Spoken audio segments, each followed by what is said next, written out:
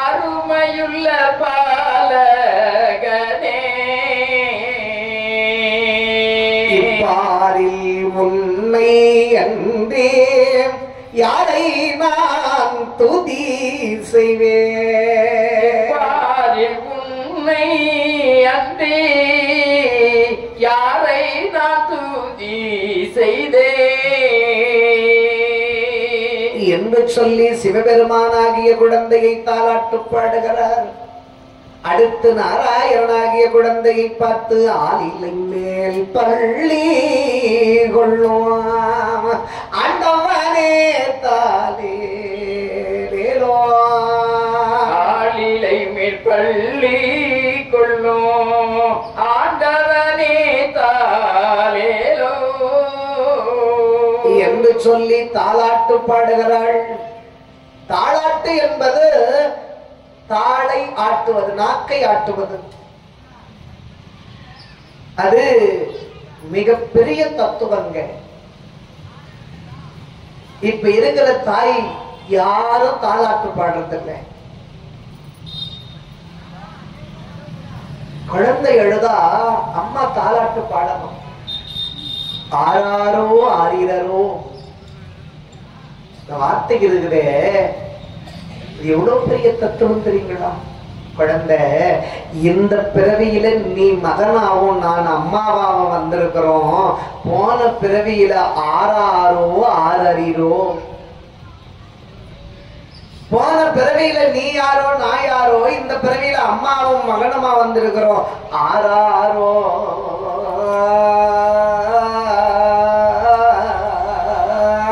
ஆறறிரோ யாருக்குப்பா தெரியும்? ஆறடிச்சு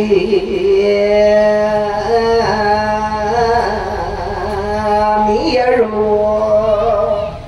எந்த பிறவியில யாரு அடிச்சதை நினைச்சு இந்த பிறவியில நீ அழுதுனுகிற? இந்த தாலாட்டு எந்த தாய்னா இப்ப பாடுதா? வாழ்க்கையை நிஜமென்று நினைத்து விடாத. எல்லாம் பொய்யே அப்படின்னு அம்மா பாடுகிறா. இது தத்துவம். இந்த வேதாந்த ரகசியத்தை சும்மா போற போக்குல தாலாட்டுல சொன்னாலே இப்ப எதுனா பாடுதே. குழந்தை அழுதுச்சுன்னா தபார் மைடியர் பூதம், மைடியர் பூதம். டிவி ஆன் பண்ணி பூதத்தையே காட்டி வளர்க்குது. தத்துவார்த்தத்தை கேட்டு வளர்ந்தா அதுக்கேற்ற மாதிரி புள்ள இருந்தது. பூதத்தை பார்த்து வளர்ந்தது பூத மாதிரியே இருக்குது. அது வளரும் போது பாக்குறது அதுவா, வளர்ந்த பிறகு சுத்தி கட்டிட்டு நடுவில் மட்டும் நிக்குது. பூத மாதிரியே. ஆமா, அதுக்கு வளர்ப்பு தான் காரணம். இப்படிலாம் பண்ணா சோறு போட மாட்டேன்னு அம்மா சொல்லிப்பாரு.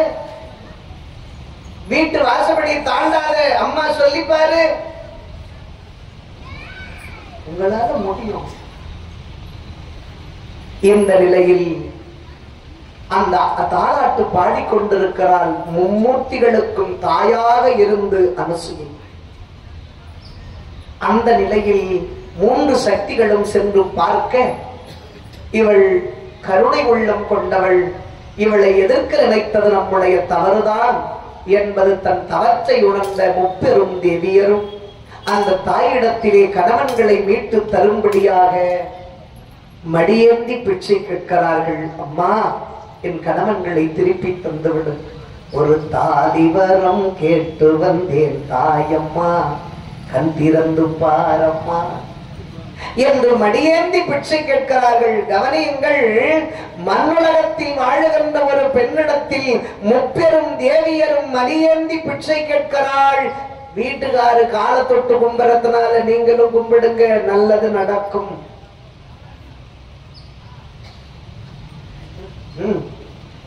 அதனாலே அந்த தேவியர்கள் கேட்ட பிறகு மும்மூர்த்திகளையும் அங்கு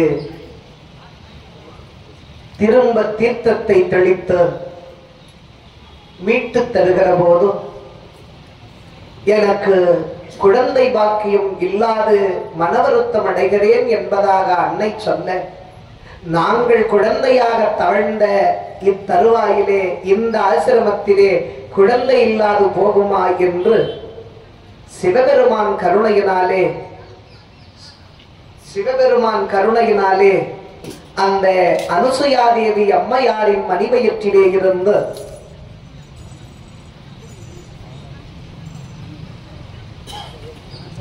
அவர் அருள்பாலிக்க சந்திரன் என்று சொல்லும்படியான அற்புதமான குழந்தை அழகாக குலப்பெருமையை மேலோங்க செய்வதற்காக பாரதத்தின் உற்பத்திக்கு காரணமாக முதல் வாரிசாக அனுசுயாதேவி அம்மையார் மணிவயிற்றிலே சிவபெருமான் கருணையினால் அழகு குழந்தை சந்திரன் என்று சொல்லும்படியான அற்புத குழந்தை அவதரித்தது.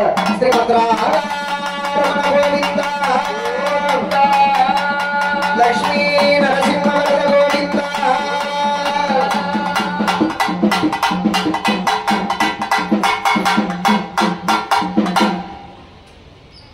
குல முதல்வனான சந்திரன் அவதரிக்கிற இந்த அற்புதமான வேளையிலே நீர்வளம் நிலவளம் குடிவளம் என்று சொல்லும்படியான எல்லா வளங்களும் ஒருங்கி பெற்று உயர்ந்து வாழுகின்ற மகாநாடு மகாத்தலம் கொசப்பாளையம் நன்னகரத்தில் ஆலயம் கொண்டு அருள்பாலித்துக் கொண்டிருக்கின்ற அகில உலக ஜெகஜனனி அம்பாள் பாஞ்சாலி அம்மனுடைய கடலிலே நடந்து வருகின்ற மகாபாரத பிரசங்கத்தினை அபிமானித்த கிராமம் கவுண்டிகம் நாட்டாண்மை போத்தராஜா குமாரவர்க்கம் விழா ஏற்பாட்டாளர்கள் விழா தலைவர் காப்பணிந்த கங்கணதாரர்கள் மற்றும் இருக்கின்ற அனைத்து உபயதாரர்கள் சார்பிலே கொடுக்கப்பட்ட சுபதமர்ப்பண ரூபாய் தினமும் வந்து மனமும் வந்து சுபதமர்ப்பண ரூபாய் 201 ரூபாய் வழங்கியவர்கள் கனகதன சகல சௌபாகியங்கள் பெற்று வாழ்வாங்கு வாழ வேண்டும் என்று அன்னை பாஞ்சாலி அம்மனை பிரார்த்தனை செய்து கொண்டார்.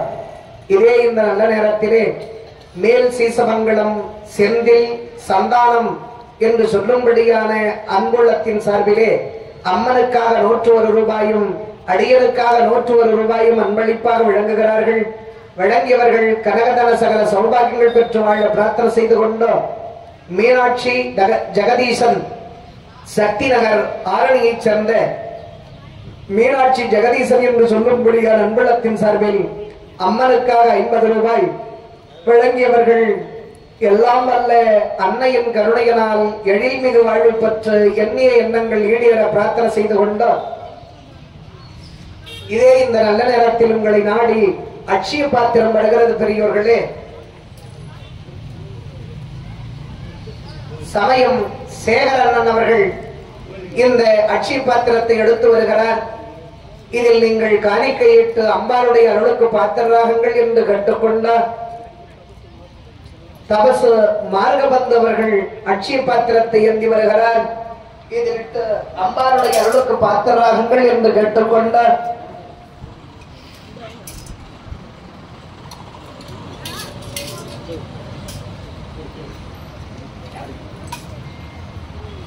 இந்த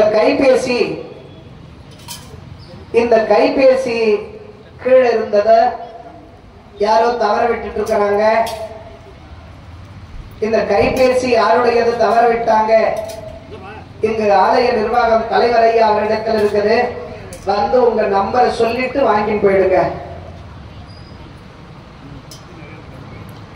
இந்த நல்ல நேரத்திலே இந்த மண்ணிலே பிறந்த இந்த மண்ணுக்கு பெருமை சேர்த்துக் கொண்டிருக்கின்ற அன்பு உள்ளம் ஹரிக்குமார் அண்ணன் திரைப்பட நடிகர், இயக்குனர், பாடகர், பன்முக தோற்றத்திலே இருக்கும்படியான அன்பு உள்ளம் நம்ம ஊரோட பெருமையை படம் போட்டு காட்டினவர் அந்த ஹரிக்குமார் அண்ணன் அவர்கள் இங்கு அம்மன் பாதகாணிக்கையாக 500 ரூபாயும் அடியனுக்காக 500 ரூபாயும் அன்பளிப்பாக வழங்கியிருக்கிறார். நேத்து உங்க எல்லாருக்கும் ஜூஸ் கொடுத்தவரு இன்னைக்கும் உங்களுக்கு ஜில்லுன்னு ஜூஸ் கொடுக்கிறாரு. ஆகையினால் அந்த ஹரிக்குமார் ஐயா அவர்களுக்கு சென்ற இடமெல்லாம் சீரும் பேரும் புகழும் பெற்று வாழ்வாங்கு வாழ வேண்டும், வளமான வாழ்வு வாழ வேண்டும் என்று அன்னையின் பொற்பாதங்கள் தொட்டு பிரார்த்தனை செய்து கொண்டு சக்தி நகரை சேர்ந்த கண்ணன் என்று சொல்லும்படியான அன்புள்ளத்தின் சார்பிலே அம்மனுக்காக 20 ரூபாயும், அடியனுக்காக 50 ரூபாயும், கணாச்சாரி குமார வர்க்கத்திற்காக 10 ரூபாயும் 80 ரூபாய் அன்பளிப்பாக வழங்குகிறார்கள். வழங்கியவர்கள் எல்லாம் வல்ல அன்னையின் கருணையினாலே ஆனந்த வாழ்வு பெற பிரார்த்தனை செய்து கொண்டார். சித்தியரின் அன்னகரத்திலிருந்து வருகை தந்திருக்கின்ற சண்முகம் என்று சொல்லும்படியான அன்புள்ளத்தின் சார்பிலே, அன்பு குடும்பத்தின் சார்பிலே அம்பாள் பாதகாணிக்கையாக 500 ரூபாய் வழங்கியிருக்கிறார்கள்.